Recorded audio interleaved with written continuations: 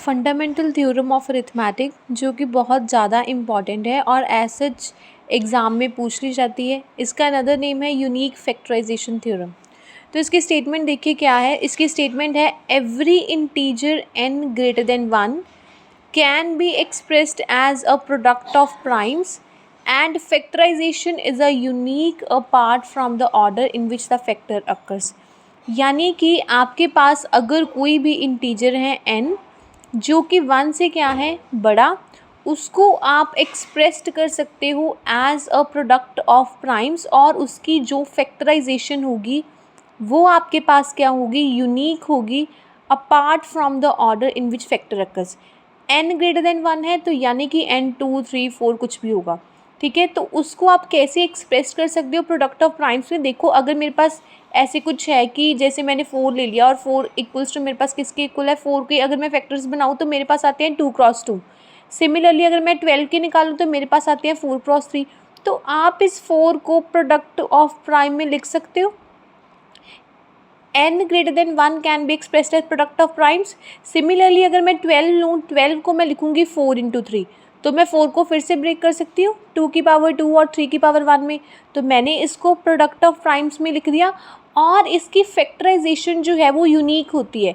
12 की फैक्टराइजेशन हमेशा आपके पास क्या होगी, 2 की पावर 2 और 3 की पावर 1 यही होगी क्या, या फिर 3 की पावर 1। ऑर्डर इनका कुछ भी हो सकता है लेकिन इसकी फैक्टराइजेशन जो होगी वो यूनिक होगी। मतलब अगर मैं ये लेती हूँ कि जैसे मैंने ले लिया 6 क्रॉस 2 ले लिया, तो आप 6 को भी तो डिवाइड करोगे, मतलब 6 को भी आप फैक्टराइज करोगे 2 इंटू 3 में। तो इसका मतलब फैक्टराइजेशन तो आपकी सेम ही रहेगी, ठीक है।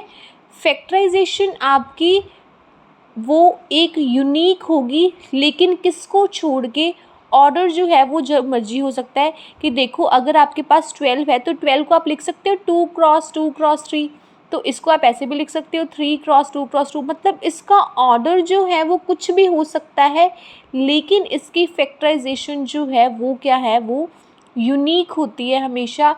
ये नहीं है कि आप इसको जैसे 2 क्रॉस 2 क्रॉस 3 लिख सकते हो, मतलब ये तो लिख लिया, ठीक है। तो अगर आप इसको 6 क्रॉस 2 भी लिखोगे तो भी आप 6 को 2 इंटू 3 में डिवाइड करोगे तो फैक्टराइजेशन जो है वो यही आएगी।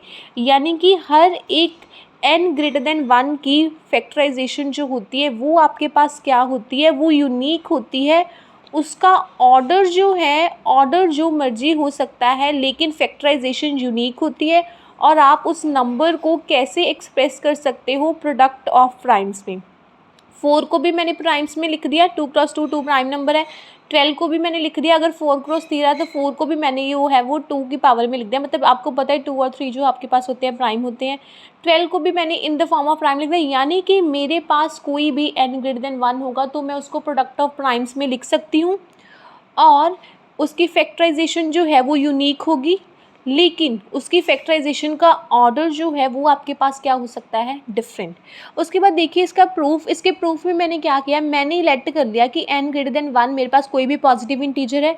तो अगर तो मेरे पास n जो है वो प्राइम है तो आपका रिजल्ट जो है वो प्रूफ हो जाएगा। देखिए अगर आपके पास n प्राइम है, प्राइम मैंने ले लिया कुछ 3, तो 3 के फैक्टर्स क्या होंगे, 3 इंटू 1 मतलब 3 ही है, 3 इज इक्वल्स टू 3 ही होगा। मतलब उसको मैंने प्राइम की फॉर्म में लिख दिया और उसकी फैक्टराइजेशन भी यूनिक होगी, मतलब 3 ही होगी, ठीक है। तो वो मेरे पास क्या होगी, यूनिक। और अगर मैं 5 ले लूँ तो 5 की फैक्टराइजेशन वो भी मेरे पास प्राइम नंबर है तो वो भी 5 की इक्वल होगी। तो यानी कि अगर तो मेरे पास n प्राइम है तो ये रिजल्ट जो है प्रोडक्ट ऑफ प्राइम और फैक्टराइजेशन इज़ यूनिक, वो मेरे पास क्या हो जाता है, प्रूव्ड।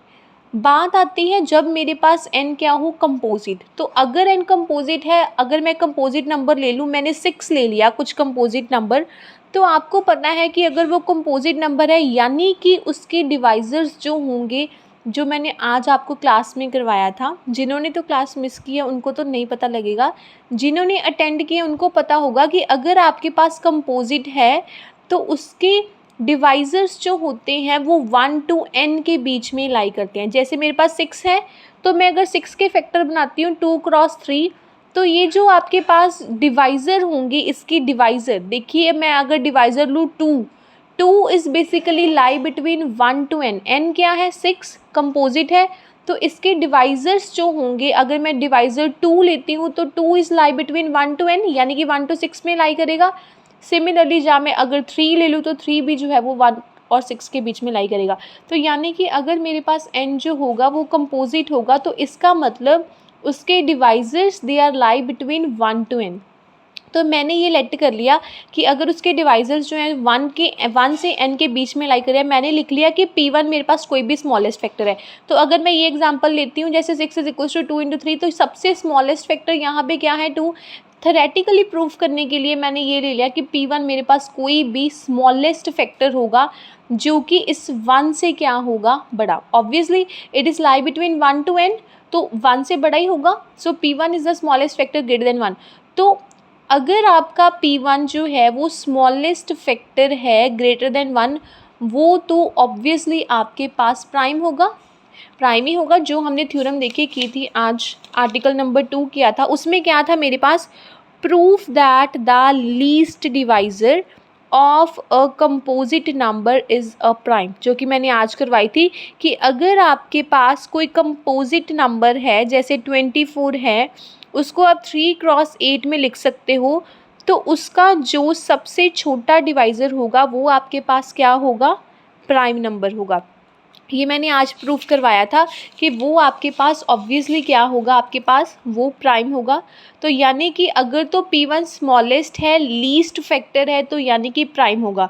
ये रीज़न देखिए उसी थ्योरम से उन्होंने उठा के लिखा हुआ है कि अगर तो आपका P1 प्राइम है, मतलब स्मॉलेस्ट फैक्टर है, तो ऑब्वियसली वो प्राइम होगा। अगर अदरवाइज़ अगर वो कंपोजिट हो, तो अगर तो कंपोजिट है तो आप फिर से उसको डिवाइड करोगे। देखो अगर मैं ये एग्जांपल लेके शो कर रही हूँ कि 12 है आपके पास कंपोजिट नंबर, आप 12 को कैसे डिवाइड करके लिख सकते हो, 2 × 6 में लिख सकते हो, ठीक है। तो 6 आपका फिर से कंपोजिट है। देखो अगर मैं लीस्ट ये लेती हूँ 6, तो 6 फिर से डिवाइड होगा 2 × 3 में।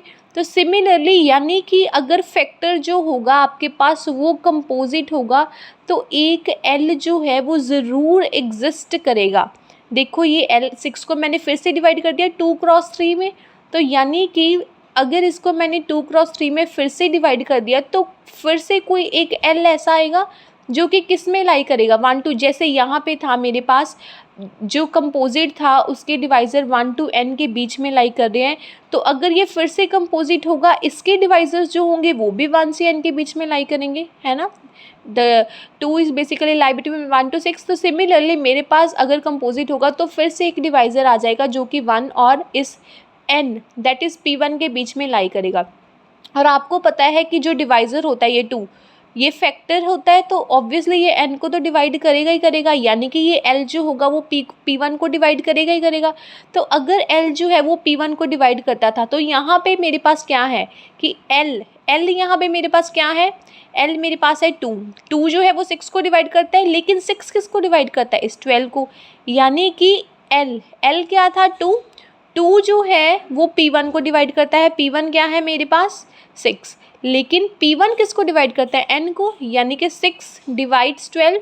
तो अगर P1 जो है वो n को डिवाइड करता है, ठीक है, P1 ने n को डिवाइड कर दिया, तो इसका मतलब L divides P1 and P1 divides n, तो यानी कि L जो होगा वो n को डिवाइड करेगा, क्योंकि अगर L P1 को कर रहा है और P1 n को कर रहा है, तो इसका मतलब L किसको डिवाइड करेगा, n को। ये तो मेरे पास कॉन्ट्रडिक्शन आ गई, क्योंकि L किससे छोटा था, P1 से छोटा था। तो मैंने क्या लिया कि P1 स्मॉलेस्ट फैक्टर ही होना चाहिए, उससे स्मॉलेस्ट, L तो उससे स्मॉलेस्ट है ना, तो उससे स्मॉलेस्ट तो कुछ भी नहीं होना चाहिए। सो ये तो मेरे कॉन्ट्रडिक्शन के अगेंस्ट आ गया। तो इसका मतलब P1 जो है वो कंपोजिट नहीं हो सकता, P1 हमेशा प्राइम ही होगा। तो अगर तो मेरे पास प्राइम है, तो मुझे पता है कि P1 जो होगा वो N1 को ऑब्वियसली डिवाइड करेगा। देखो अगर मेरे पास 6 है, फैक्टर 6 को मैंने 2 × 3 में लिख दिया, तो ये जो लीस्ट फैक्टर होगा ये प्राइम, ये ऑब्वियसली 6 को तो डिवाइड करेगा ही करेगा। तो अगर मेरे पास बाय डिविजिबिलिटी के अकॉर्डिंग क्या होता है, if A divides B then B is equals to AC, यानी कि इस n को मैं P1 इंटू सम इंटीजर लिख सकती हूँ N1, और that integer should lie between 1 to n। मुझे पता है कि जो भी डिवाइज़र होगा वो डिवाइज़र तो हमेशा किसके और किसके बीच में लाई करेगा, 1 to n के बीच में।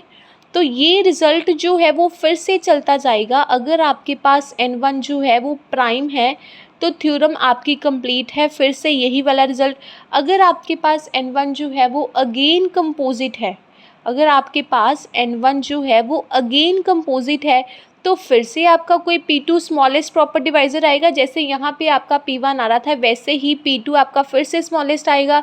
फिर अगर P2 प्राइम है तो रिज़ल्ट प्रूव है। तो फिर आपने क्या लेट कर लिया कि ये सिमिलर केस आ गया। ये सारी कहानी दोबारा से लिखने की ज़रूरत नहीं है, आप फिर से लेकर चलोगे कि अगर आपके पास N1 प्राइम है तो थ्योरम कंप्लीट है, अगर N1 फिर से कंपोजिट है तो उसके डिवाइजर्स फिर से होंगे आपके पास, ठीक है। तो ये सारा प्रोसीजर मतलब लिखने की ज़रूरत नहीं है, फिर से आप लिख दोगे कि आपके पास क्या आ जाएगा फ्रॉम 1 and 2, इसको आप फर्स्ट लेट कर लो N, ठीक है। तो उसके बाद आपके पास ये कंपोजिट वाला सिमिलर प्रोसीजर आ जाएगा, आपके पास आ जाएगा N1 इज इक्वल्स टू, फिर से मेरे पास कोई P2 प्राइम एग्जिस्ट करेगा, ठीक है, और साथ में मेरे पास क्या आ जाएगा N2। तो यानी कि N2 किसके किसके बीच में लाई कर है, 1 से N1 तक। Let it be equation number 2, let it be equation number 1. When you have to combine the equation 1 and 2, you will get n is equals to, देखो आपके पास N1 की वैल्यू थी P2 इंटू N2, तो यहाँ पे आप जब N1 की वैल्यू पुट करोगे तो आपके पास आ जाएगा n is equals to P1 P2 N2। N2 जो था वो 1 से N1 के बीच में लाई कर रहा था, N1 जो था वो 1 से N के बीच में लाई कर रहा है। और जब मैं इन दोनों को कंबाइन करूँगी मेरे पास क्या आ जाएगा, N2 is lie between 1 to N1, और N1 किसके बीच में लाई कर रहा था, 1 से N के बीच में। तो मेरे पास ये चीज़ आ गई। तो सिमिलरली अब मेरे पास N2 अगर प्राइम है तो थ्योरम कंप्लीट है, और अगर कंपोजिट है तो फिर से आप यही वाला प्रोसीजर जो है वो हम यहाँ पे अब जनरल फॉर्म लिख देंगे। तो यानी कि मेरे पास सारे प्रोडक्ट ऑफ प्राइम्स आ रहे हैं। ऑब्वियसली जितने भी P1 P2 आएंगे वो मेरे पास क्या आएंगे, प्रोडक्ट ऑफ प्राइम्स ही आएंगे। तो मैंने क्या ले लिया, repeating this arguments we get a sequence of the decreasing numbers. मेरे पास एक ऐसा सीक्वेंस आ जाएगा डिक्रीजिंग नंबर्स का, जैसे N1 N2 Son up to N के -1, मेरे पास कोई भी सीक्वेंस आ गया, ठीक है। देखो मेरे पास ऐसे ही जा रहा है सीक्वेंस, देखो मेरे पास सीक्वेंस कैसे जा रहा है, पहले मुझे N मिला, फिर N1 मिला, फिर N2 मिला, so on up to N के -1 तक मिलेंगे, और वो सारे किससे बड़े हैं, 1 से बड़े हैं सारे। तो मेरे पास एक सीक्वेंस मिल गया, ठीक है। तो उसके बाद क्या हो गया, अल्टीमेटली मुझे ये एक्सेप्ट करना ही पड़ा कि सारे नंबर्स N के -1 तक जो मेरे पास नंबर्स आएंगे वो मेरे पास क्या आएंगे, प्राइम। वो तो मैंने इस रिजल्ट से प्रूव कर दिया कि मेरे पास वो सारे प्राइम्स आएंगे, ठीक है। तो अगर प्राइम्स आएंगे तो मैंने लेट कर दिया कि वो मेरे पास क्या है, पी के। तो अब मेरे पास अगर वो मैंने उसको पी के लेट कर लिया तो यानी कि एन की वैल्यू मेरे पास क्या आ जाएगी, P1 P2 P3 so on up to P के -1 इंटू पी के आ जाएगी ऑब्वियसली, वेयर PI आपके पास क्या है। अब देखो मेरे पास अगर 48 कोई है नंबर कंपोजिट, तो मैं उसको 2 इंटू 24 लिख सकती हूँ। 24 को मैंने फिर से ब्रेक किया, ये मेरे पास आ गया 2 इंटू 12, 12 को मैं फिर से ब्रेक कर सकती हूँ 2 इंटू 6। आप तब तक करोगे जब तक आपके पास प्राइम नंबर्स जो है वो नहीं आ जाते। तो यहाँ पे आपके पास प्राइम नंबर्स आ गए, देखो यहाँ पे 2 की पावर क्या आ गई 4, और 3 की पावर क्या आ गई 1। तो यानी कि इसकी कुछ ना कुछ पावर आ गई, ठीक है। तो इसका मतलब ये है कि अगर आप n को, जैसे देखो मैंने इस 48 यानी कि n को P1 P2 P3 so on up to, ये आप 3 तक जा रहे हो ना, ये तो आपके पास 2 और 3 प्राइम्स ही होते हैं। तो यानी कि आपके पास n is equal to P1 P2 P3 so on up to Pk तक जा रहा है, where Pi's are prime. Pi जो है वो प्राइम्स तो हैं लेकिन नॉट नेसेसरली डिस्टिंक्ट। इसका मतलब ये नहीं है कि ये आपके पास डिफरेंट हो, ये देखो ये सेम भी तो आ रहे हैं, 2 2 2 2 ये सेम आ रहे हैं, इसका मतलब वो डिस्टिंक्ट नहीं। तो उस अब हमें उसकी यूनिकनेस प्रूव, यानी कि every positive integer greater than 1 is a product of primes. वो प्राइम्स का प्रोडक्ट तो होगी, लेकिन अब हम इसको पावर में अरेंज करके देखेंगे कि क्या हमारा रिजल्ट इस केस में भी ट्रू है। तो if we arrange the above primes in increasing order, और हम इसको an associate set of equal primes into a single factor. तो मैं इसको अब जैसे मैंने यहाँ पे पावर्स में एडजस्ट किया, तो अब मैंने पावर्स के केस में भी देखना है, तो मैंने क्या लिख लिया कि मैं इसको P1 into alpha 1 P2 into alpha 2 so on up to P K into alpha K की फॉर्म में लिख लिया, और अल्फ़ाज और पीज मेरे पास क्या है, डिस्टिंक्ट। तो अगर मुझे ये चीज़ प्रूव करना है कि मेरे पास प्राइम्स जो आते हैं वो और अल्फ़ाज जो हैं वो डिस्टिंक्ट हैं, है ना, तो मैं अब इसकी यूनिकनेस जो है वो प्रूव कर दूँ। मैं ये लेकर चल रही हूँ कि मेरे पास n की वैल्यू क्या है, P1 alpha 1, P2 alpha 2, Pk alpha k, which is equals to Q1 into beta 1 Q2। मतलब मैं दो चीज़ें लेकर चल रही हूँ और मुझे इनकी पावर्स को इक्वल प्रूव करना है, ताकि मेरे पास मेरा रिज़ल्ट जो है वो प्रूफ हो जाए कि इनकी अल्फ़ाज वो भी आपके पास क्या होते हैं। इनको आप प्रोडक्ट ऑफ प्राइम में लिख सकते हो और आपके पास अल्फ़ाज जो होते हैं वो पावर्स जो होती है वो डिस्टिंक्ट, यहाँ पे तो आपने ले लिया कि आपके पास पीस भी डिस्टिंक्ट है और अल्फ़ाज भी डिस्टिंक्ट है। तो अब आप इसकी यूनिकनेस के लिए ये चीज़ करोगे, आप दो चीज़ें लेकर चल रहे हो और अल्फ़ाज बीस दोनों ही पॉजिटिव हैं। पी आईज़ आपके पास क्या हैं, पी आईज़ तो सारे प्राइम हैं और उनका ऑर्डर क्या है, इंक्रीजिंग। सिमिलरली ये क्यू आईज़ आपके पास क्या है, q i's they are also the primes in increasing order. ये पी और क्यू दोनों ही प्राइम्स है। तो अब मेरे पास क्या आ गया, देखो अगर मेरे पास ये चीज़ है, मतलब आपको पता है कि P1 जो है वो P1 को तो ऑब्वियसली डिवाइड करेगा ही करेगा। मतलब अगर P1 है तो एक प्राइम नंबर है P1, तो वो उसके साथ वाले जो होंगे P2 P3 so on up to Pk P1 उनको तो डिवाइड करेगा ही करेगा। तो अगर मैं इस रो में से P1 जो है वो कॉमन ले लेती हूँ तो अंदर मेरे पास क्या बच जाता है, P1 into alpha 1 minus 1, P2 into alpha 2 plus so on up to Pk into alpha k. तो मेरे पास ये चीज़ बच जाती। तो अगर मेरे पास this thing is equals to Q1 into beta 1, यहाँ पे बीटा 1 आएगा, बीटा 1 कर लेना, Q1 into beta 1 into Q2 into beta 2 so on up to Q3 into beta 3। तो अगर मेरे पास जो कंडीशन होती है कि आप Q को P इंटू सम इंटीजर लिख पाओ, तो आपके पास क्या होता है कि अगर आपके पास होता है A डिवाइड्स B, तो आप B is equals to A into C में लिख सकते हो। तो यानी कि ये इंटीजर जो होता है वो इसको डिवाइड करता है।